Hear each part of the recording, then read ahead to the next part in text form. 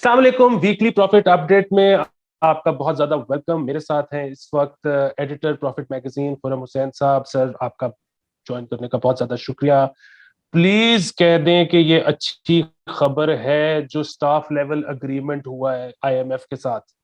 ये अच्छी खबर है जो स्टाफ लेवल एग्रीमेंट हुआ है आईएमएफ के साथ। खुश। देखें, थैंक आ, यू। ये देखें, कोई 15 महीने से ये कोशिश चल रही है।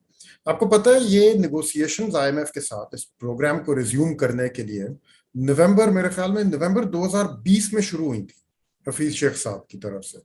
तब दिसंबर से हमें बताया जा रहा था कि बस जी होने वाला है, होने वाला है। फिर मार्च में हो गया, अनाउंसमेंट आई, अप्रैल में उसके डॉक्यूमेंट्स रिलीज हो गए, बोर्ड अप्रूवल हो गया। और फिर गवर्नमेंट उस जमाने की जो थी वो मुकर गई। उन्होंने कहा यार हमने इसको ऑनर नहीं करना पैसे रिसीव करने के बाद। और फिर दोबारा एक और वो कह रहे थे हमने रीनिगोशिएट करना है, और फिर एक दोबारा एफर्ट लॉन्च की गई उसके बाद, जो शौकत तरीन साहब, फिर हफीज शेख साहब को निकाल दिया, शौकत तरीन को लेके आए। और दोबारा वो सारी एफर्ट चलती रही, अक्टूबर के महीने तक पहुंच के पहले तो उन्होंने जून में कहा बस जी अगस्त तक हो जाएगा, अगस्त में उन्होंने कहा सितंबर में हो जाएगा, सितंबर में उन्होंने कहा ये अक्टूबर में जाके जो फॉल मीटिंग्स हैं आईएमएफ वर्ल्ड बैंक की उनमें हो जाएगा। वहां से खबर आई बस any day any day, and October में हमें बताया गया बस हफ्ते के एंड तक हो जाएगा। इस तरह नवंबर और दिसंबर के महीने भी गुजर गए और फाइनली जाके जनवरी में अनाउंसमेंट आई कि ये हो गया। फरवरी में खान साहब फिर मुकर गए। उन्होंने दोबारा जाके सब्सिडी अनाउंस कर दी, एमनेस्टी स्कीम अनाउंस कर दी।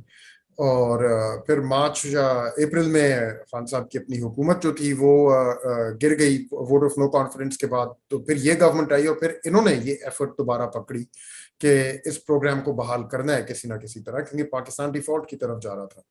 तो आई थिंक इतने लंबे सफर के बाद फाइनली जब इतनी अनाउंसमेंट आ जाए कि स्टाफ लेवल एग्रीमेंट हो गया तो दैट्स गुड न्यूज, श्योर। लेकिन लेट्स रिमेंबर ऑल्सो कि ये हमें आई थिंक इस ही फैसिलिटी में ये कोई तीसरी दफा हमें बताया जा रहा है कि स्टाफ लेवल एग्रीमेंट हो चुका है।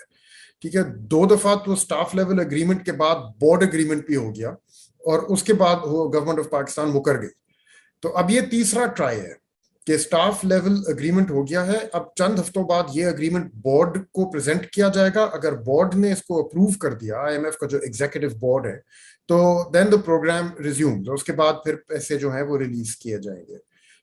यूजुअली यही होता है कि एक दफा स्टाफ और गवर्नमेंट के दरमियान एग्रीमेंट हो जाए तो बोर्ड अप्रूवल मिल ही जाता है। ये होता नहीं है कि बोर्ड फिर जाके आगे मना कर दे और समथिंग। वो अपने सवाल पूछेंगे जो भी उनके होते हैं, then they will begin. But the important thing to note here अली इसके, this is actually the beginning. ये अभी हमें लग रहा है कि जैसे कोई बहुत बड़ा माइलस्टोन क्रॉस हो गया, बहुत बड़ा सफर खत्म हुआ है, क्योंकि ये एफर्ट जो मैंने अभी आपको सारी लेआउट की है नवंबर 2020 से लेके अब तक जो चलती आ रही है, ऑन ऑफ किस्म की एफर्ट, अब जाके फाइनली उसमें लग रहा है कि कोई क्लोजर आया है। क्योंकि जिस किस्म के फैसले करने थे और जो खान साहब की हुकूमत से नहीं किए जा रहे थे वो फाइनली कर दिए गए हैं। तो अब उम्मीद तो यही है और लग ये रहा है कि जैसे हम लोग आगे चलेंगे तो बोर्ड अप्रूवल भी हो जाएगा, पैसे भी रिलीज हो जाएंगे। उसके बाद इस प्रोग्राम के साथ जितने और कनेक्टेड पैसे होते हैं वर्ल्ड बैंक की तरफ से, एशियन डेवलपमेंट बैंक की तरफ से, और अब सुनने में आ रहा है सऊदी अरब और यूएई की तरफ से भी और आने हैं, वो सारे भी इसके बाद फिर आने शुरू हो जाएंगे। फिर पाकिस्तान ने इंटरनेशनल मार्केट्स में जाके एक बॉन्ड फ्लोट करना है $1 अरब का, वो भी आ जाएगा। तो एटलीस्ट दरवाजा खुल चुका है उस रास्ते पे। लेकिन सड़क तो अभी आगे है, दरवाजा खुल गया है। अब हमें उस दरवाजे को क्रॉस करना है, वो होएगा जब बोर्ड अप्रूवल आ जाएगा और फिर उसके बाद सड़क आगे खुलेगी। और वो इतनी आसान सड़क नहीं है। तो अभी जो लग रहा है हमें कि एक बहुत लंबा सफर खत्म हुआ है, इन इन रियलिटी हम तो अभी स्टार्टिंग लाइन पे पहुंचे हैं इतनी स्ट्रगल के बाद, and the road ahead is not an easy one.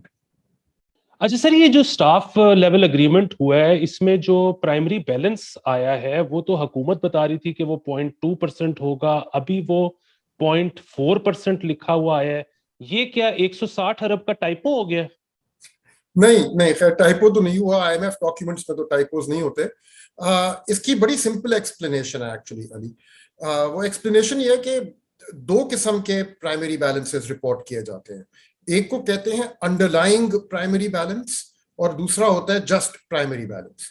अब इन दो में फर्क ये है कि अंडरलाइंग प्राइमरी बैलेंस में देखते हैं तमाम एक्सपेंडिचर्स जो आप रन कर रहे हैं, लेकिन जो नॉर्मल प्राइमरी बैलेंस होता है उसमें आप वन ऑफ एक्सपेंडिचर्स जो होते हैं उनको निकाल देते हैं। तो मिसाल के तौर पिछले साल पाकिस्तान ने तमाम वैक्सीन जो खर्चा किया था उसको प्राइमरी बैलेंस में एज एक्सपेंडिचर आइटम नहीं, जब प्राइमरी बैलेंस कैलकुलेट किया तो उसको एज एन एक्सपेंडिचर आइटम नहीं शामिल किया गया। और इसको निकालने की एक मैकेनिज्म होती है जिसको एडजस्टर कहा जाता है। तो अंडरलाइंग प्राइमरी बैलेंस में वो भी इंक्लूड किया जाएगा। तो अब जो गवर्नमेंट चीज रिपोर्ट कर रही है 0.2%, that is the primary balance, और आईएमएफ जो कह रहा है 0.4%, that is the underlying primary balance. तो इसका मतलब ये है कि लगभग कोई 160 या 180 अरब रुपए की कोई वन ऑफ पेमेंट है जो गवर्नमेंट करेगी, लेकिन वो प्राइमरी बैलेंस को, जो एक्सपेंडिचर तो काउंट हो जाएगा, लेकिन जब प्राइमरी बैलेंस आप कैलकुलेट करने जाएंगे तो उसको निकाल दिया जाएगा उसमें से। तो एज अ रिजल्ट जो प्राइमरी बैलेंस आप रन करेंगे वो होगा 0.2% of GDP, but the underlying primary balance will remain 0.4। I know ये थोड़ा कॉम्प्लिकेटेड हो जाता है, लेकिन ये बेसिकली बड़ी एक कन्वेंशनल सी रिपोर्टिंग रिक्वायरमेंट है और तमाम आईएमएफ प्रोग्राम्स में ऐसे ही रिपोर्ट किया जाता है। अगर आप पिछली वाली स्टाफ रिपोर्ट देखें फरवरी 2022 में जो रिलीज हुई थी, तो उसमें फिस्कल ईयर 22 के लिए अंडरलाइंग प्राइमरी बैलेंस दिया गया था as 0.8% of GDP, whereas the primary balance was given as 0.3% of GDP, यानी कि huge discrepancy लग रहा है ना on the surface कि 0.5% of GDP की इसमें difference है, but that's because vaccine imports थे और तमाम और one-off expenditures थे that were then had to be excluded, or in to use the language of the IMF, that was subject to adjuster. And so then you went from an underlying primary balance of this amount to a primary balance of a much smaller amount once the one-off expenditures were removed. That's all this is. Other than that, ये कोई वो इतनी major discrepancy नहीं है between what the IMF has released and what the government has reported.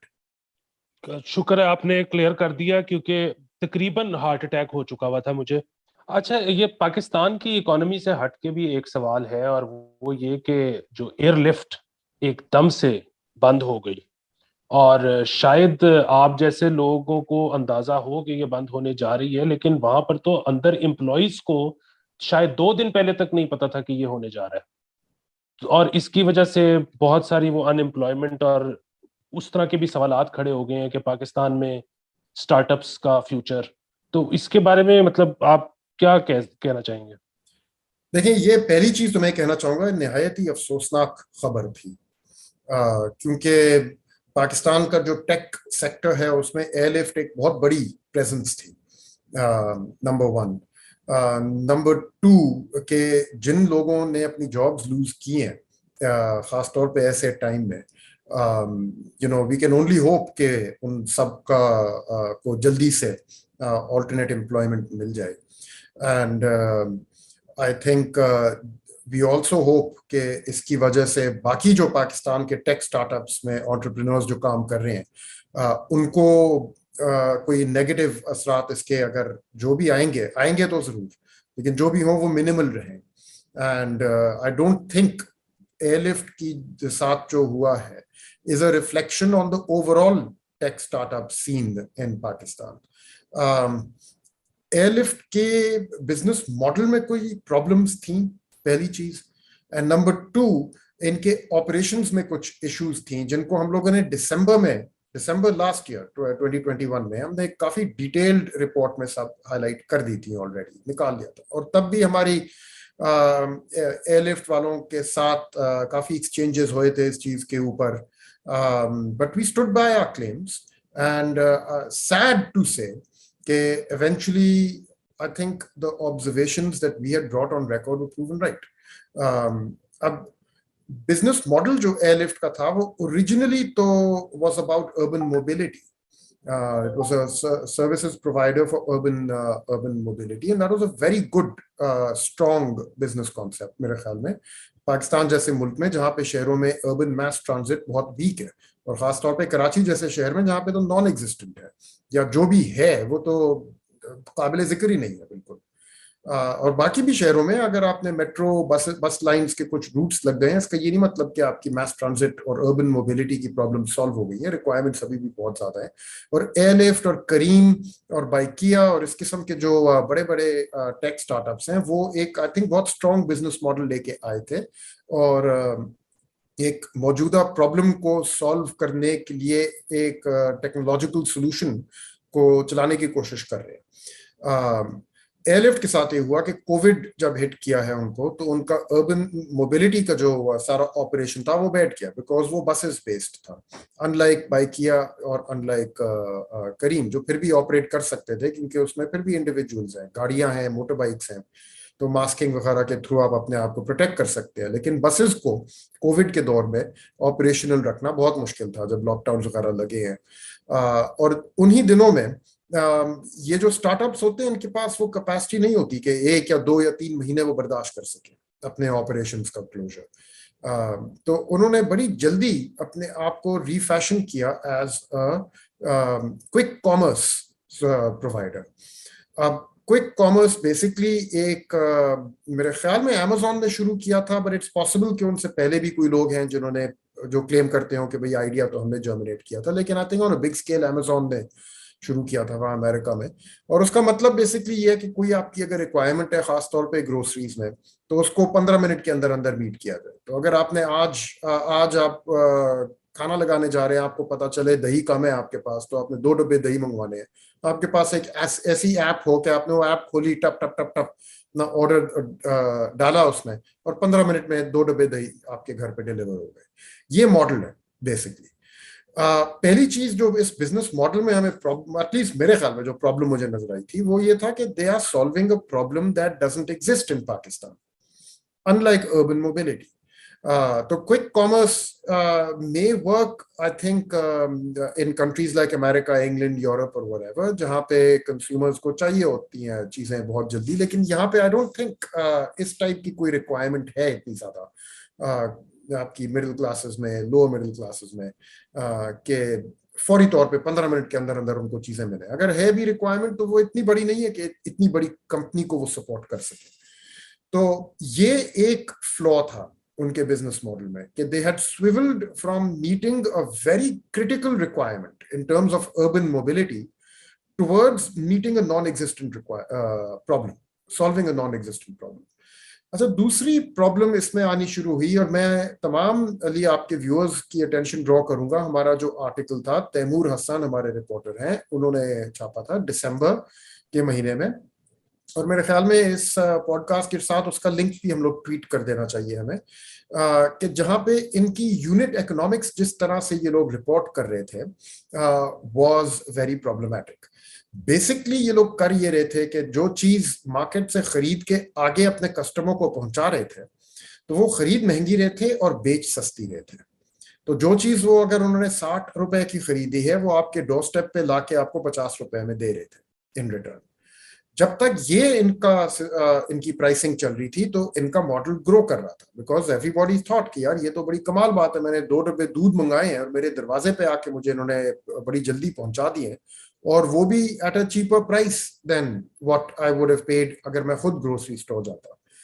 तो वो तो बड़ी रैपिडली उसमें कस्टमर एक्विजिशन हुई उनकी, जिसको ये लोग ब्लिट्स स्केलिंग कहते हैं, कि बहुत रैपिडली आप अपनी कस्टमर बेस को ग्रो करें, ताकि आप एक ऐसे लेवल पे पहुंच जाए जहां पे लेवल पे पहुंचने के बाद आप फिर आहिस्ता आहिस्ता प्राइसेस रेज करना शुरू करें। बट बिकॉज इतने सारे लोग एडिक्टेड हो गए होंगे आपकी सर्विस पे, कि वो फिर छोटी छोटी थोड़ा थोड़ा करके जब आप प्राइसेस रेज करेंगे तो वो बर्दाश्त कर लेंगे, और वो कस्टमर बेस आप फिर रिटेन कर सकेंगे। इसका नाम वो ब्लिट्ज स्केलिंग रखते हैं, लेकिन ये चीज चली नहीं बेसिकली। और नंबर 2 कि ये काम करना कि आप महंगी चीज खरीद के आगे सस्ती बेच रहे हैं। अब सवाल इसमें पैदा होता है, तो फिर आप वो जो खसारा रन कर रहे थे हर डिलीवरी पे, वो कहाँ से आप पूरा कर रहे थे?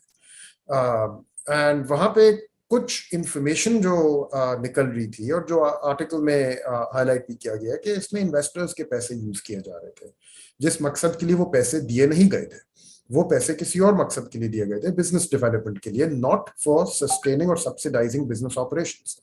तो एनीवेज बाकी डिटेल्स मैं आपको भी, आपके व्यूअर्स को इंकरेज करूंगा कि वो आर्टिकल आप जरूर देख लें, एंड उसके बाद if you wish to converse further तो हमारा प्रॉफिट टेक जर्नो के नाम से अकाउंट भी है। आप अगर उस अकाउंट को ट्वीट करके अपने मजीद सवाल पूछेंगे तो हो सकता है आपको जवाब भी मिल जाए, बट दैट अस्यूम्स के आपके सवाल जो हैं वो कुछ अकल वाले होंगे एंड नॉट जस्ट जिस किस्म के लोग बातें ट्विटर पे भी नॉर्मली कर रहे होते हैं।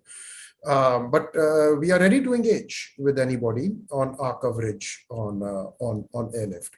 I think Airlift की story unique थी in the sense के वो एक बहुत बड़ी स्केल पे बहुत जल्दी पहुंचे हैं on the basis of what we believe was a flawed business model and a flawed approach to fulfilling that business model. And I think in hindsight it can be said कि this was inevitable. अब वो inevitability आई इस तरह से है, accelerate इस तरह से हुई है कि जब अमेरिका और यूरोप में इन्फ्लेशन चढ़ी है और वहाँ पे इंटरेस्ट रेट्स राइज हुए हैं और वहाँ पे 1 परसेंटेज पॉइंट बहुत बड़ा इंक्रीज समझा जाता है। हमारे यहाँ ये है कि जहाँ पे 2-3 परसेंटेज पॉइंट्स के इंक्रीसेस हो रहे होते हैं या और थर्ड वर्ल्ड मुल्कों में ऐसे होता है। तो जब भी एडवांस्ड इंडस्ट्रियल इकोनॉमीज में इंटरेस्ट रेट्स इस हिसाब से चढ़ाए जाते हैं तो दुनिया में पूरा कैपिटल जो है वो एकदम से निकल के बाकी सारी मार्केट से वापस भागता है into these economies and invests itself in their government debt and government paper, जहां पे उसको सिक्योर्ड रिटर्न मिलता है and they perceive a higher return going forward. So capital right now is flowing out of emerging markets like Pakistan and many other countries in the world into advanced industrial economies. यही चीज tech sector के साथ भी हो रही है। बहुत पैसे जो टेक सेक्टर में वर्ल्ड वाइड आ रहे थे, और अगर आप 2021 में गूगल करें आपको पता चलेगा सिर्फ पाकिस्तान नहीं बहुत और मुल्क थे दुनिया में जहां पे उनके जो टेक एंटरप्रेन्योर्स थे उन्होंने रिकॉर्ड हाई वो अपने राउंड्स फ्लोट किए हैं, उन्होंने रिकॉर्ड हाई पैसे रेज किए हैं in the year 2021 so outside of Pakistan as well. This is because there was surplus capital available in global financial markets looking for places to invest. तो इन्हीं दिनों में वो क्रिप्टो में भी जा रहा था वो पैसा, वो टेक एसेट्स में भी जा रहा था और वो तमाम और स्पेक्युलेटिव एसेट्स में भी जा रहा था। जैसे ही इंटरेस्ट रेट्स राइज होना शुरू हुए वो पैसे सारे सक आउट हो गए and one by one we saw crypto collapsing and in time to come we will see many other tech companies that have successfully raised money so far, and countries in Pakistan and other countries like Pakistan struggling to raise subsequent rounds or money for this in successive rounds. This is inevitable. तो I think ऐसे times पे जिनका business model week है वो सबसे ज्यादा vulnerable होते हैं और फिर जिनके ऑपरेशनली अपनी फाइनेंसेस उनकी कमजोर हैं और वो खुद अभी तैयार नहीं है अपने पैरों पे खड़े होने के लिए, वो भी बहुत वल्नरेबल होते हैं ऐसे टाइम्स पे। तो आई होप के airlift is the last such closure, but despite my hopes I think बाकी जितने टेक ऑपरेटर्स हैं पाकिस्तान साइड में उनके लिए आज से ऑनवर्ड्स जितने और महीने अब हैं in the future, these are going to be very difficult months and they will have to find an accelerated schedule on which to reach financial viability on the strength of their own operations and not look to investor money to subsidize or otherwise fund their operations. Ali? Thank you so much sir. और viewers आपके देखने का बहुत ज्यादा शुक्रिया। अपने सवाल जरूर भेजिएगा और उन सवालों को हम इस शो का हिस्सा बनाएंगे। अगले हफ्ते फिर मुलाकात होती है। बहुत ख्याल रखें। खुदा हाफिज।